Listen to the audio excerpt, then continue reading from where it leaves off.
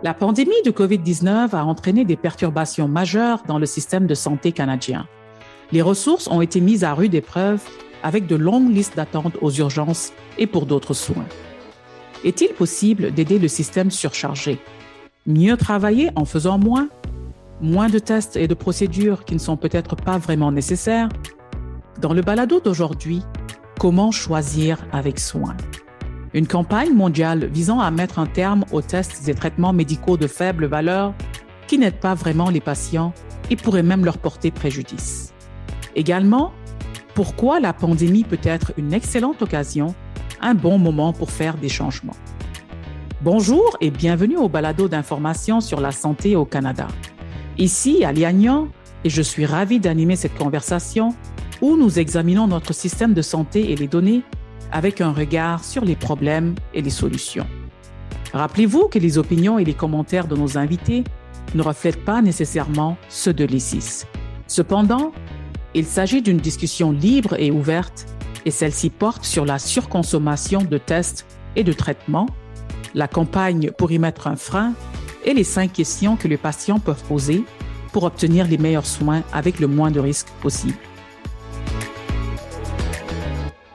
Nous avons avec nous aujourd'hui la docteure Guylaine Thériault, co-responsable des soins primaires de la campagne Choisir avec soin Canada, omnipraticienne et médecin de famille à Gatineau, au Québec. Et le docteur René Wittmer, médecin de famille, président de Choisir avec soin Québec, vulgarisateur scientifique et professeur adjoint de clinique au département de médecine de famille et de médecine d'urgence de l'Université de Montréal. Bienvenue. Docteur Thériault, je vais commencer avec vous. Je suis surprise de constater que plus d'un tiers des tests médicaux et des procédures, comme certaines analyses sanguines, les radiographies et les médicaments, peuvent ne pas constituer un avantage pour le patient ou encore même causer des dommages. Comment en est-on arrivé là? Mais en fait, il faut comprendre que la médecine évolue déjà depuis plusieurs années, des décennies en fait.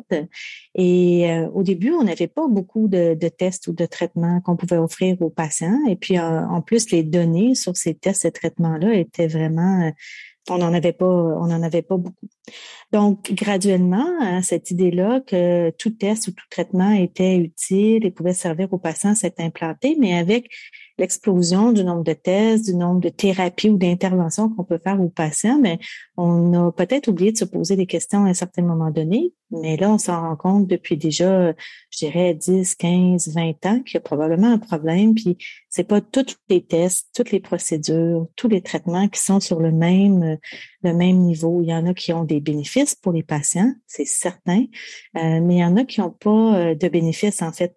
Et ça dépend de la personne à qui on l'applique. Donc, un même test peut être très utile pour quelqu'un et ne pas représenter quelque chose de valable pour une autre personne, dépendant de la raison pour laquelle il se présente là, chez son médecin. En fait, ce qui est dommage, je pense, c'est que cette idée-là, que tout test et traitement n'est pas nécessairement utile, c'est pas quelque chose qui est encore beaucoup enseigné aux professionnels de la santé lorsqu'ils font leur cours. Donc, je pense que c'est une des raisons pour lesquelles ça se perpétue là, depuis tant de temps et qu'on a de la misère à faire passer ce message-là, que dans le fond, probablement qu'en faire moins, c'est faire beaucoup mieux là, pour les patients. Docteur Thériault, l'une des raisons pour lesquelles nous avons cet épisode aujourd'hui est que la campagne Choisir avec soin et l'ICIS ont commencé à suivre certaines procédures médicales avec peu d'avantages en 2014. Et nous avons de nouvelles données de 2019-2020 qui comparent comment le Canada et ses provinces font pour ces dernières. Qu'avez-vous trouvé dans l'ensemble et y a-t-il eu de bonnes nouvelles?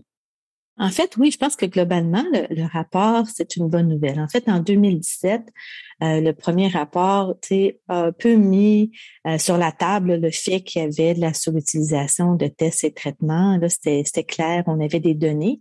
Et là, c'est le premier rapport où on peut voir un suivi. Est-ce que ça a changé cette situation-là?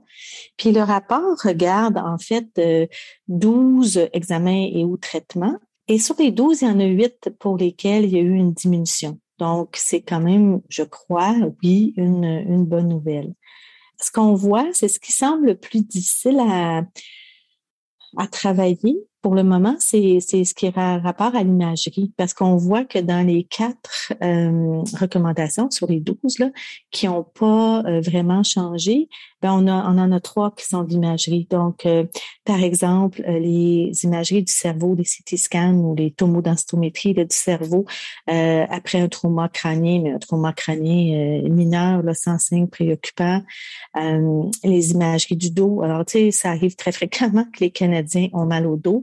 De tout âge, mais même quand on vieillit un peu, beaucoup de gens qui vont faire des efforts et avoir mal au dos. Alors, l'imagerie pour des douleurs au dos qui ne sont pas inquiétantes d'emblée. Et la radiographie du poumon là, pour les enfants qui arrivent à l'urgence puis qui ont des symptômes d'asthme ou de bronchiolite, mais qui sont pas inquiétants non plus. Donc, quand je regarde le total, 3 de ces 4-là qui n'ont pas eu de baisse sont des imageries. Donc, il y a peut-être quelque chose à laquelle il faut réfléchir en arrière de ça. Mais ce qui est vraiment intéressant pour moi, en tout cas, de voir, c'est qu'on voit une diminution dans l'utilisation des antibiotiques, puis on voit une diminution aussi dans l'utilisation des transfusions sanguines. Et ça, c'est multifactoriel. Hein? La diminution vient de beaucoup de choses. Mais ce qui est intéressant, c'est qu'à Choisir avec Soin Canada, on a 2 grandes campagnes. Une qui vise l'utilisation judicieuse des antibiotiques, puis une qui vise à réduire l'utilisation inappropriée des produits sanguins. Donc ça nous fait plaisir de voir qu'au moins, on est dans la bonne direction, sans dire qu'on peut imputer toute cette diminution-là aux campagnes, mais quand même, on est dans le bon sens. Donc, on peut dire que bien qu'il y ait encore du travail à faire, il y a quand même eu de bons progrès. Oui, moi je dirais que il y a du progrès, mais comme vous le dites là, il y a encore du travail à faire parce que on ne pourra jamais arriver à zéro, on ne pourra jamais être parfait parce qu'il y a toujours des cas où l'imagerie ou un traitement va être indiqué là, mais quand même quand on reste avec des pourcentages quand même qui sont élevés de surutilisation, on estimait là, 35%. En 2017, là, c'est quand même énorme. Puis vous comprendrez, puis je suis sûre que mon collègue va renchérir là-dessus aussi, que ça fait en sorte que ça perturbe ou ça diminue la capacité de pouvoir accéder à des soins. Alors, plus on est occupé à faire des choses qui, en fait, n'aident pas nos patients, moins on a le temps de faire des choses qui aident nos patients. Donc, toute diminution, comme vous le dites, oui, est une bonne nouvelle, en fait. Docteur Wittmer, venons-en un peu à vous. En tant que médecin de famille de première ligne, vous voyez probablement des cas de mal de dos en permanence. Et les patients exigent-ils ces tests? Que se passe-t-il lorsque vous dites non, ce n'est pas nécessaire? Et vous arrive-t-il de céder et est-il difficile de faire reculer ce problème? Bien, il y a plusieurs parties à votre question. Premièrement, est-ce que les patients exigent des tests quand ils ont mal au dos? Je dirais que c'est pas infréquent que les patients arrivent comme raison de consultation qu'ils veulent un test, qu'ils demandent à passer une radiographie. Mais ce que ça témoigne, cette question-là ou cette demande-là, c'est qu'il y a une inquiétude sous-jacente. Quelqu'un qui arrive avec un mal de dos et qui demande une radiographie est potentiellement inquiet pour une maladie grave ou est potentiellement inquiet pour quelque chose parce qu'il connaît un proche qui a eu une maladie grave. Donc, je dirais, au-delà d'exiger un test, les patients arrivent souvent avec une inquiétude en dessous de ça et demandent à être rassurés ou du moins de comprendre ce qui leur arrive, de savoir combien de temps ça va durer, de savoir est-ce qu'il y a quelque chose qu'ils peuvent faire pour accélérer le rétablissement, par exemple. Donc, je dirais que si c'est la raison de consultation initiale ou du moins qu'on a l'impression que nos patients exigent des tests, c'est dans la minorité des cas qu'on n'arrive pas après une évaluation clinique, donc un bon questionnaire, un bon examen physique. C'est très rare qu'on a besoin de réaliser ces tests-là et c'est très rare que les patients acceptent pas la recommandation de dire qu'on va différer de l'examen d'imagerie. Parce qu'on parle ici du mal de dos en aigu, donc dans les premiers jours, les premières semaines de mal de dos quand on n'a pas de signaux d'alarme. Il arrive toutefois qu'un mal de dos qui se chronicise ou un mal de dos qui présente certaines caractéristiques dans lesquelles on va vouloir faire un examen d'imagerie. Et les patients sont beaucoup plus enclins à accepter notre recommandation de dire que à ce stade-ci, ça ne nous apparaît pas nécessaire, mais de revenir nous voir si jamais le mal de dos ne s'améliore pas avec les conseils qu'on leur prodigue et qu'on pourra procéder à un examen un peu plus tard si jamais c'est encore nécessaire. Donc, je dirais, c'est rare qu'on a besoin de dire non, tout simplement. En fait, on a besoin de dire non, à moins que ceci arrive et on offre une recommandation qui est autre que l'imagerie. La plupart du temps, quand on dit non, je dirais que c'est beaucoup comment c'est amené. Est-ce qu'on arrive à expliquer à nos patients pourquoi c'est pas nécessaire, ou même encore mieux, d'aller explorer pourquoi eux, ils pensent que c'est nécessaire et d'aller bien explorer ça et de les rassurer que malgré leur inquiétude, pour raison A, B, C, on ne pense pas qu'ils en ont besoin. Est-ce que ça nous arrive de céder et de faire une radiographie alors que c'est pas nécessaire? Je pense que tout le monde a déjà fait un test en se disant on est dans une zone grise où le patient semble vraiment y tenir et qu'on a discuté des pour et des contre et qu'on a prescrit un test qu'on se dit en rétrospective peut-être que c'était pas réellement nécessaire. Et le but, c'est pas de jeter la pierre aux personnes qui l'ont déjà fait. Je pense on peut tous se rappeler de moments où on n'a pas eu une pratique qui était parfaite.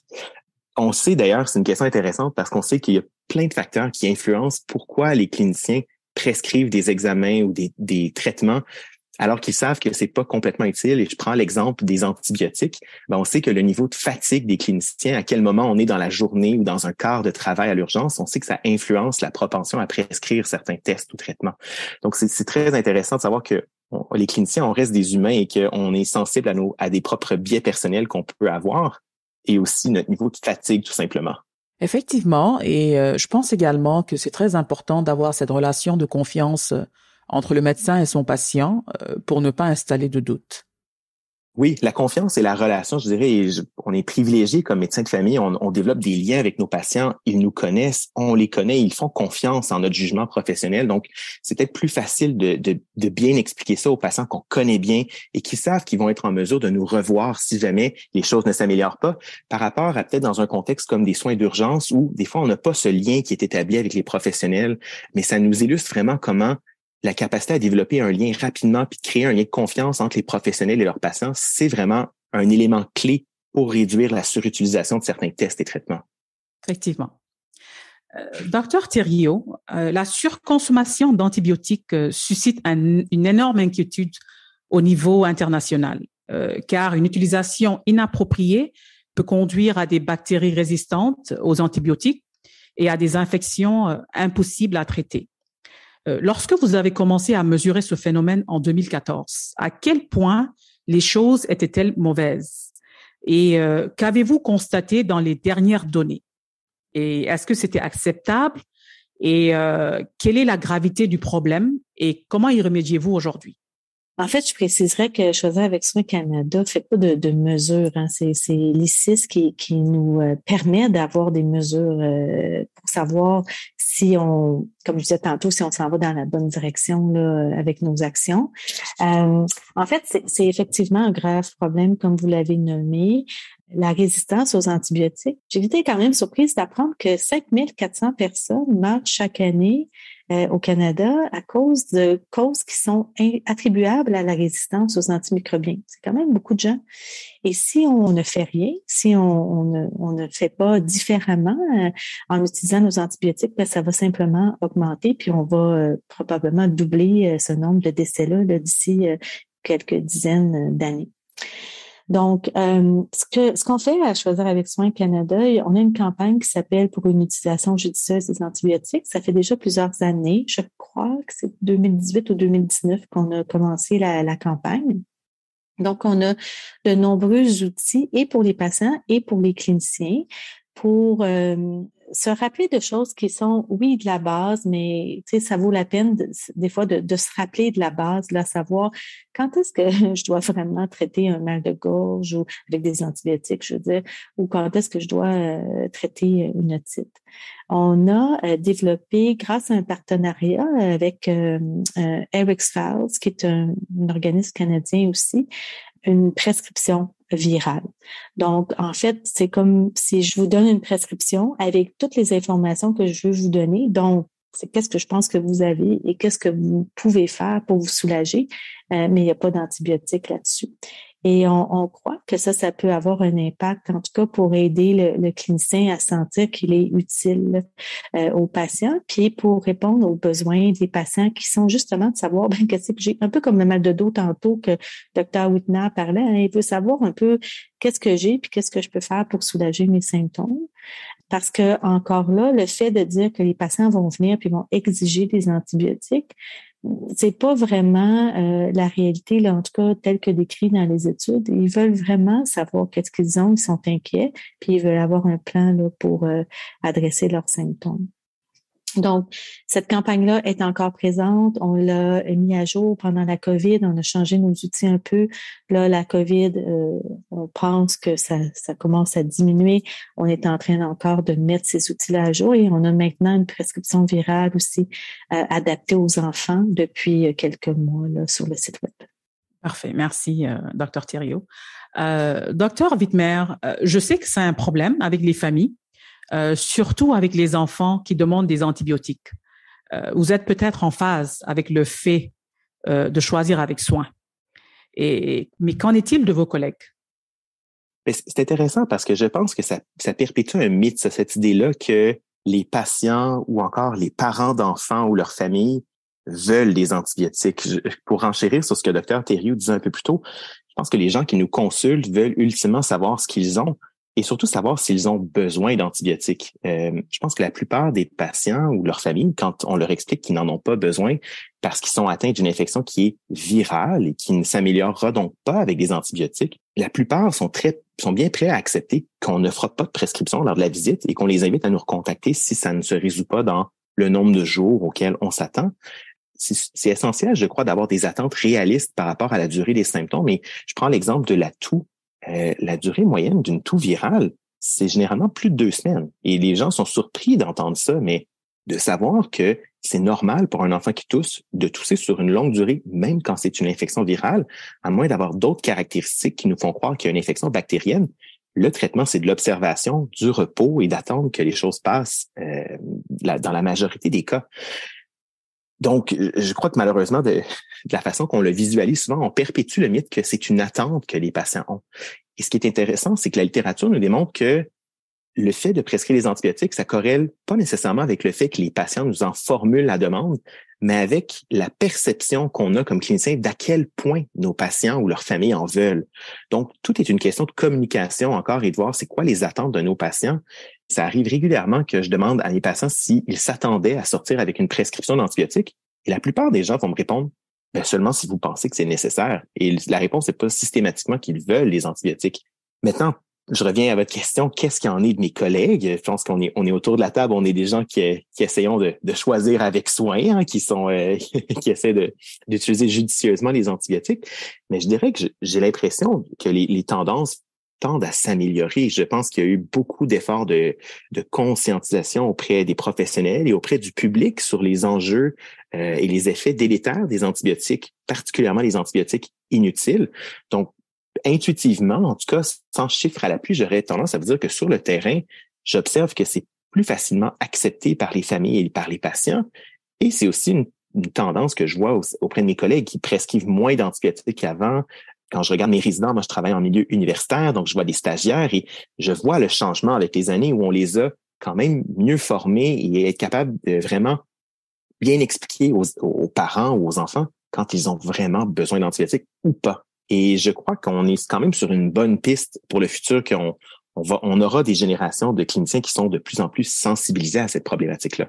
Si je pourrais juste rajouter quelque chose parce que je pense que ton instinct ou ce que tu notes, on le voit aussi dans le rapport, on voit une diminution de l'utilisation des antibiotiques au Canada. Donc, c'est multifactoriel probablement. Donc, effectivement, ce qu'on voit sur le terrain semble se concrétiser là, quand on prend une mesure un peu plus objective comme celle du rapport.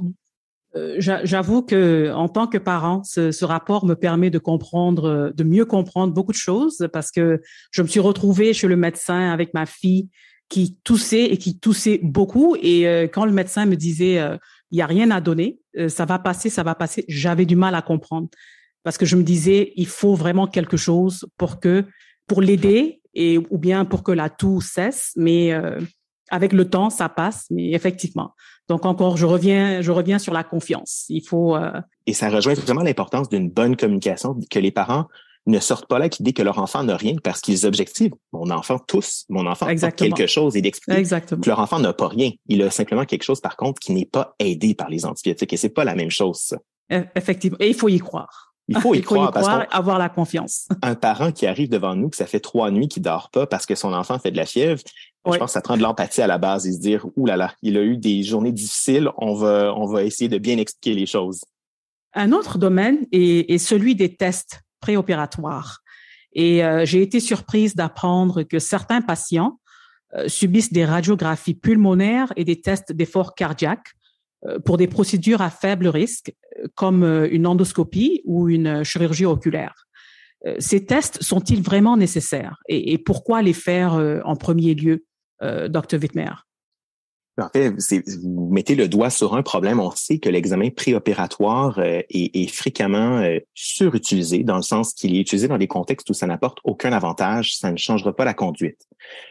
Un exemple de ça, c'est les chirurgies à faible risque, donc les chirurgies oculaires, des endoscopies.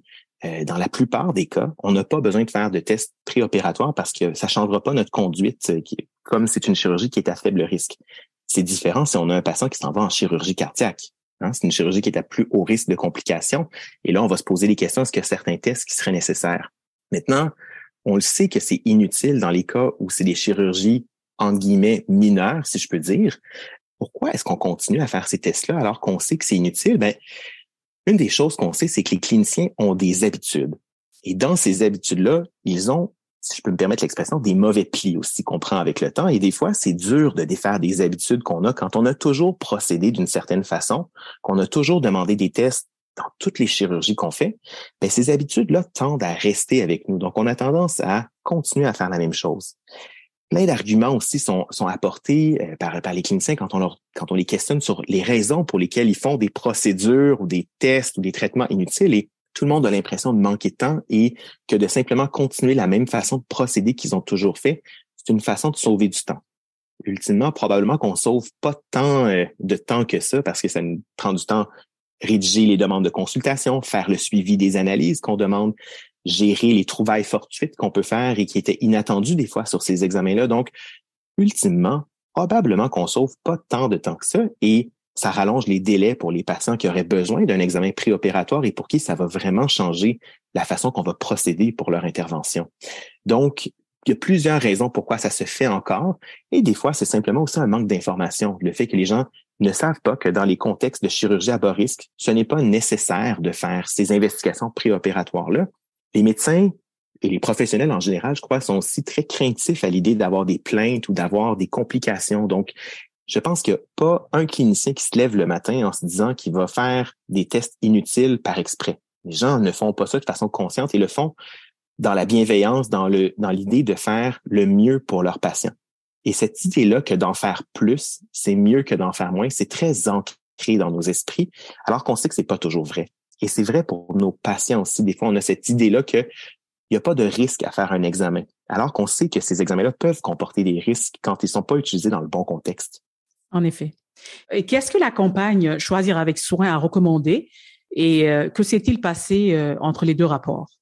La campagne Choisir avec soin a fait des trousses d'outils sur une multitude de sujets, l'utilisation de la sonde urinaire en milieu hospitalier, par exemple, et il y a une trousse d'outils justement sur l'utilisation judicieuse du bilan préopératoire. Et donc, cette trousse d'outils-là est destinée aux cliniciens pour vraiment les aider à mieux cibler dans quel contexte ce type d'intervention, d'examen préopératoire est réellement nécessaire. Donc, on a des grilles qui peuvent aider à outiller les gens à bien s'informer et à bien choisir le contexte où c'est nécessaire. Mais surtout, ça guide bien les cliniciens à dire, OK, comment est-ce qu'on part d'un point A et on va au point B où on va faire une meilleure utilisation de ces tests-là? Donc, vraiment, qui est impliqué autour de la table pour démarrer un projet d'amélioration de la qualité? Qui sont les personnes clés à interpeller? Quels sont nos indicateurs qu'on va mesurer avant et après l'intervention, des exemples de types d'interventions qu'on peut réaliser dans son milieu. Donc, c'est vraiment, si je peux dire, un manuel d'instruction pour mieux utiliser les ressources en termes d'examen préopératoire dans son milieu. Et on a des trousses analogues à cela pour une multitude d'autres sujets qui existent sur le site web de Choisir avec Soin Canada. Pour ce qui s'est passé entre les deux rapports, le rapport est tout nouveau. Je me tourne vers Dr. Thériault. Est-ce qu'on a des chiffres qui ont changé entre les deux rapports? Donc, oui, en fait, on voit, c'est une des des 8 pratiques qui a été regardées où on voit une diminution, mais il reste quand même qu'un patient sur 5 qui avait une chirurgie à faible risque avait quand même des tests préopératoires qui étaient réalisés. Donc, probablement encore une place là où on peut s'améliorer. Un sujet très brûlant, c'est-à-dire les médicaments et sédatifs couramment prescrits aux personnes âgées pour lutter contre l'insomnie et l'anxiété, mais peuvent augmenter le risque de chute et de fracture de la hanche, d'hospitalisation et de décès. Où en étaient les choses au Canada lorsque vous avez commencé à suivre cette pratique, Dr Thériault? Et que montrent les dernières données? On sait, grâce à ce nouveau rapport-là, qu'il y a une tendance à la baisse. Alors ça, c'est vraiment encourageant parce que c'est une des recommandations. Là, tu sais, les benzodiazépines, les antipsychotiques, les opiacés, ce sont des molécules où il faut probablement repenser à nos pratiques. Là. Donc ça, c'est vraiment intéressant. On voit une diminution, mais encore là, un peu comme tout à l'heure avec les tests préopératoires, mais là, on est à 1 personne sur 12 qui fait encore usage de ces molécules-là. Et quand on regarde ça à travers le Canada, il y a probablement beaucoup trop de personnes encore qui utilisent ces molécules-là, en fait, qui n'ont pas de bénéfice à les utiliser. Une chose qui est intéressante, c'est que je crois que ces notions-là sont de plus en plus discutées aussi dans la formation des nouveaux médecins. Donc, si on arrive à ne pas les prescrire à la base, ça va beaucoup aider parce que déprescrire des médicaments, c'est quelque chose de très judicieux et qu'on doit toujours réfléchir, tu sais, quand on a une liste de médicaments devant nous. Mais c'est quelque chose qui est peut-être un peu plus complexe pour des gens qui prennent ça depuis très, très, très longtemps que si, dès le départ, on ne l'avait pas prescrit en donnant d'autres alternatives là, pour soulager les symptômes. En effet, vous avez un peu touché à ma prochaine question. Docteur Wittmer, avez-vous trouvé que vous deviez déprescrire, c'est-à-dire retirer les patients de ces médicaments? Tout à fait. Je pense qu'en voyant les données concernant les risques que ces médications-là peuvent avoir, je crois que c'est notre devoir comme médecin d'informer nos patients de ces risques-là et de procéder à un plan d'intervention, donc soit de réduire la dose ou même de procéder à un sevrage complet dans les cas où c'est possible et où on est capable d'avoir une bonne collaboration de nos patients. Et je rajouterais que la majorité des patients, quand on leur explique que leur médication comporte plus de risques que de bénéfices, la majorité des patients sont ouverts à entamer cette discussion-là et à commencer un plan d'intervention pour les cesser éventuellement. Je dirais encore une fois, ça revient à l'art de la communication et de bien expliquer les choses, de bien les mettre en contexte. Et il y a des journées où notre patient arrive avec différents symptômes. C'est peut-être pas la bonne journée pour parler de déprescription. Il faut choisir le bon moment pour nos interventions et les occasions qu'on a comme médecin de famille pour represcrire les médicaments, faire des renouvellements, c'est une occasion clé qu'on doit saisir pour réduire le fardeau médicamenteux de nos aînés. Si je peux ajouter quelque chose, Dr Wittmer travaille avec un autre Dr Thériault, pas moi, sur un outil pour les cliniciens, justement, pour encore aider les médecins ou les intervenants de première ligne à avoir ces discussions-là avec leurs patients. Donc, si ça intéresse les gens, ça va être disponible sur notre site web de Choisir avec Soin Québec d'ici quelques mois. Ils ne sont pas tout de suite, mais quelques mois. Parfait. Merci pour l'information. La transfusion sanguine chez les patients hospitalisés. Comment ont-ils été surutilisés et quel est le risque, Dr Thériault? Et comment avez-vous abordé ce problème? Oui, en fait, ça, c'est vraiment intéressant parce que c'est une des grandes campagnes, un peu comme les antibiotiques que j'ai parlé tout à l'heure. Donc, en fait, je reviens à ce que Dr Wittmer disait tantôt, hein, les médecins ou les intervenants de première ligne ont souvent des automatismes. Hein. On a appris à faire les choses d'une certaine façon, puis on a tellement de choses à faire que des fois, on continue à répéter ce qu'on faisait toujours. Alors, les médecins ont souvent tendance, quand on est devant une anémie, à prescrire 2 kilos, alors 2 transfusions, si vous voulez, de sang d'emblée. Alors ça, c'est une chose à laquelle les outils qu'on a développés se sont attaqués, à dire, pourquoi 2, pourquoi pas juste 1, puis réévaluer. Même chose au niveau de la cible, c'est-à-dire quand est-ce que je commence à me dire il faut que je transfuse un patient, mais avec les années, hein, si moi ça fait longtemps que je pratique la médecine, j'ai vu les cibles diminuer tranquillement et ça sans effet délétère pour les patients. Donc, ce qui a été fait, c'est qu'il y a une médecin et un groupe qui se sont mis ensemble pour travailler des outils pour outiller, en fait, les hôpitaux à avoir une action concertée pour diminuer les transfusions sanguines. Donc, un hôpital pouvait prendre ce livre de recettes-là, si vous voulez, compter, quelle était, ou plutôt documenter leurs pratiques, voir s'ils atteignaient ces cibles-là. Donc, pas de transfusion si on n'était pas en bas d'un certain seuil, par exemple, pas de 2 kilos d'emblée, mais bien 1 kilo à la fois. Et là, ils voyaient à quel écart ils avaient avec les cibles qu'ils devaient atteindre, avaient des actions différentes dans leur milieu, mais avec des outils qu'on leur fournissait aussi à travers la campagne. Et là, pouvaient soumettre de façon régulière jusqu'à temps qu'ils atteignent les cibles et recevoir une espèce de logo là, qui dit, je suis un hôpital là, transfusé avec soin. Donc, ça là a été quand même très populaire. Ça continue. Il y a encore des hôpitaux qui s'inscrivent. On a maintenant des hôpitaux au Québec qui ont reçu leur logo et on en est très fiers. Mais c'est un peu le même processus qui va se passer, qui vient de débuter avec les laboratoires. Donc, on va avoir aussi un élément de certification là, pour les hôpitaux laboratoires judicieux. Là. Donc, je pense que ça a été une façon très encourageante et motivante pour les milieux pour changer leurs pratiques là, face aux transfusions sanguines. Par rapport à la pandémie, est-ce que c'est un moment difficile pour vendre l'idée de choisir judicieusement les tests et les traitements? En fait, au début de la pandémie, je pense pas que c'était le bon temps. On avait beaucoup d'autres choses. Il fallait apprendre à vivre avec cette nouvelle maladie, comment on organisait nos cliniques, qu'est-ce qu'on faisait avec nos patients, faire des consultations virtuelles. Donc, je pense qu'effectivement, à ce moment-là, c'était branle-bas de combat, il faut s'adapter.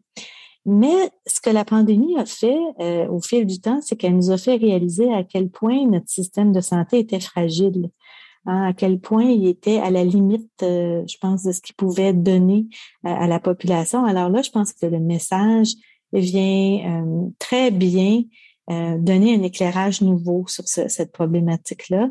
Parce que si on pouvait diminuer réellement les tests et les traitements inutiles, on aurait plus d'accès pour les patients qui en ont vraiment besoin. Moi, il n'y a rien qui m'attriste de plus que d'avoir un patient pour qui a vraiment besoin d'une imagerie parce qu'elle a un cancer, elle doit avoir une chimiothérapie, elle a besoin d'une imagerie, puis j'ai de la difficulté à l'avoir, puis je sais pertinemment qu'il y a probablement plein de mal de dos qui sont là en train d'avoir leur imagerie, puis c'est pas de la faute de ces patients-là, c'est pas de la faute, mais c'est de la faute du système qui vient pas là, nous aider à faire juste des bons traitements et des bons tests qui vient nous pousser toujours à en faire plus. Fait que, s'il y a quelque chose que la pandémie a mis en lumière, c'est la fragilité de notre système. Pas qu'on ne savait pas avant, mais je pense que c'est encore plus clair. Puis j'espère que ce message-là va résonner encore plus pour dire il faut faire attention à nos ressources, il faut les utiliser vraiment judicieusement pour qu'on puisse donner des soins de qualité aux personnes qui en ont vraiment besoin. Les recommandations de la campagne Choisir avec soin sont devenues très importantes à un moment donné. Les tests sanguins sont un outil de diagnostic fondamental pour les cliniciens hospitaliers et la commande répétitive de tests sanguins chez des patients sans indication clinique est inutile et représente des soins de faible valeur qui peuvent être évités jusqu'à 60% du temps. Et il y avait une pénurie de tubes de sang. Comment avez-vous aidé Dr Thériault? En fait, quand Choisir avec soin a compris qu'il y avait vraiment une pénurie puis un problème, on a, quand je dis on, là, c'est vraiment l'équipe centrale là, à Toronto a fait des liens avec les médecins de laboratoire pour voir comment on pouvait les appuyer, comment on pouvait faire en sorte que le message soit diffusé, là, qu'il y avait cette problématique-là. Donc, il y a eu plusieurs écrits qui ont été faits. On a supporté ces gens-là aussi à développer des recommandations qui ont été après ça diffusées à travers le site web de Choisir avec soin. Des recommandations justement qui visaient à faire réfléchir les gens puis à dire, ce test-là n'a probablement pas besoin d'être répété s'il a déjà été fait.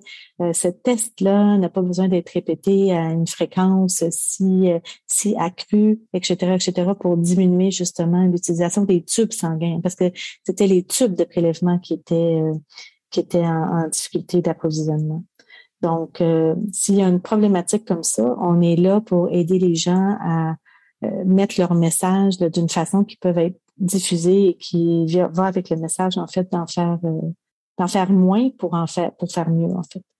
Et on parle des tubes qui manquent, mais on a aussi simplement la ressource humaine du temps que ça prend prélever les tests, les analyser. Donc, ça génère énormément de volume dans le réseau de la santé. Également, ces tests inutiles-là qui permettraient probablement d'améliorer les délais pour avoir accès à des prises de sang dans certains contextes. Donc, il y a toute la question ressources humaines. On sait qu'on manque d'infirmières, on manque de professionnels. Donc, utiliser judicieusement nous permet de bien utiliser aussi les ressources humaines qu'on a dans le réseau de la santé qui sont précieuses et qui manquent. Toujours avec vous, Dr Thériault, les protocoles et directives de la campagne Choisir avec soin pourraient-ils contribuer à alléger la pression sur le personnel des hôpitaux et des cliniques pendant la pandémie? Je pense que globalement, oui. Je suis pas sûre qu'on a qu'on pourrait dire qu'on a des protocoles, mais on a des outils pour faciliter des changements de pratiques, que ce soit dans les cliniques ou que ce soit dans les hôpitaux. Donc oui, je pense que c'est une démarche d'amélioration de la qualité des soins qu'on donne. Sauf qu'avant, l'amélioration de la qualité, c'était d'ajouter quelque chose. Maintenant, on fait réfléchir les gens avec nos outils pour dire, améliorer la qualité de ce qu'on fait, ça peut vouloir dire, dans beaucoup de cas, de retrancher certains tests et traitements. Donc, je pense que oui, ça va tout à fait dans l'esprit de vouloir alléger le travail. Bon, du travail, il y en a toujours beaucoup. Donc, mais au moins, si on travaille à 100%, mais qu'un grand pourcentage de ça est utile à notre population, je pense qu'on a déjà fait avancer les choses. Et pensez-vous qu'il pourrait également contribuer au rétablissement du système après la pandémie? Je pense que le rétablissement du système après la pandémie, c'est une grosse tâche, mais certainement les outils et l'esprit de la campagne ne peuvent pas nuire à ce rétablissement-là. Est-ce que c'est la solution ultime? Je pense pas. Ça fait partie d'un panel de solutions qu'il va falloir mettre en place pour que notre système survive, en fait. Mais le fait d'utiliser judicieusement nos tests et nos traitements ne peut pas nuire à cette réflexion-là puis à cette reconstruction-là, en fait, de notre système de santé. Et ultimement, ça peut pas, comme dit Dr Thériault, l'idée derrière le fait d'utiliser judicieusement les ressources, ce n'est pas fait pour permettre au système de survivre. La réflexion dépasse en fait les impacts que ça a sur notre système. C'est des effets probablement positifs que ça aurait. Mais à la base aussi, il faut se rappeler que c'est pour améliorer la santé de nos patients. Donc, personne a la réflexion qu'il faut faire moins de tests dans l'idée de rationner ou dans l'idée qu'on doit en faire moins pour notre système. L'idée, c'est qu'à la base, ça aide nos patients à avoir une meilleure santé, d'avoir moins de tort des tests qui sont inutiles. On parle vraiment de soins qui sont superflus, qui ne peuvent pas aider nos patients. Donc, juste pour peut-être rassurer les personnes qui nous écoutent, qui se disent « on coupe parce que notre système est en détresse », en fait, non, on fait ça pour améliorer la santé des gens et ultimement, ça va aussi avoir l'effet d'aider notre système. Je reviens vers vous, Dr Wittmer. Quel est le genre de questions que les patients devraient poser? Le Dr Thériault, il faisait allusion un peu plus tôt que Choisir avec soin a développé une liste de questions que les patients peuvent utiliser pour questionner leurs professionnels à savoir s'ils ont réellement besoin d'un test. Et je trouve qu'il y a 4 questions très simples que les patients, je les encouragerais à aller stimuler cette réflexion-là avec leur médecin parce qu'ultimement, la campagne Choisir avec soin fait des recommandations sur des choses sur lesquelles on devrait s'interroger, sur lesquelles on devrait avoir des conversations sur l'utilité ou non. Et même si on s'entend que les recommandations sont faites de sorte que dans la majorité des cas, tel test ou tel traitement est déconseillé, il y a des situations où peut-être c'est approprié pour un patient. Donc, c'est vraiment toute l'idée qu'on doit ouvrir des conversations et en discuter de la pertinence. Et ces 4 questions-là, donc, que nos patients peuvent faire s'ils veulent vraiment s'assurer qu'un soin est pertinent pour eux, c'est demander, 1, est-ce que j'en ai vraiment besoin de cet examen-là, de ce traitement ou de cette intervention-là? 2, est-ce qu'il y a des côtés négatifs? 3, est-ce qu'il y a des options qui seraient plus simples ou plus sécuritaires? Et 4, qu'est-ce qui se passe si je fais rien? Est-ce que c'est acceptable de dire qu'on se reparle dans quelques semaines, quelques jours, quelques mois pour voir comment vos symptômes ont évolué et décider à ce moment-là si on fait un test? L'observation, c'est un outil puissant qui est à notre portée comme médecin de famille. On peut se permettre de dire qu'on va réévaluer certains symptômes. Et à moins d'être en présence de certains critères d'alarme, dans beaucoup de cas, c'est tout à fait approprié de dire qu'on s'en reparle dans une période donnée plus tard pour voir si les symptômes persistent et de se revoir si jamais les symptômes se détériorent. Donc, des fois, ne rien faire, c'est la meilleure chose et se donner un peu de temps. Merci beaucoup, Dr. Thériault, et merci beaucoup, Dr. Wittmer. Ce fut des échanges vraiment fructueux pour ce balado. Merci encore. Les tests et traitements médicaux de faible valeur consomment de précieuses ressources hospitalières et peuvent ne pas réellement bénéficier aux patients. Il existe des moyens de limiter la surconsommation et la pandémie est peut-être le bon moment pour examiner de près ce qui est nécessaire et ce qui ne l'est pas. Merci de vous joindre à notre discussion. Notre producteur exécutif est Jonathan Pauline et un grand merci à Ayla Goyette et Avis Favreau, l'animatrice du balado de l'ESIS en anglais. Si vous voulez lire le nouveau rapport de la campagne Choisir avec soin réalisé avec l'Institut canadien d'information sur la santé, veuillez consulter le site www.icis.ca. Le ICIS.ca. N'oubliez surtout pas de vous abonner au balado d'information sur la santé et écoutez-le sur la plateforme de votre choix. Ici, Ali Agnan, à très bientôt.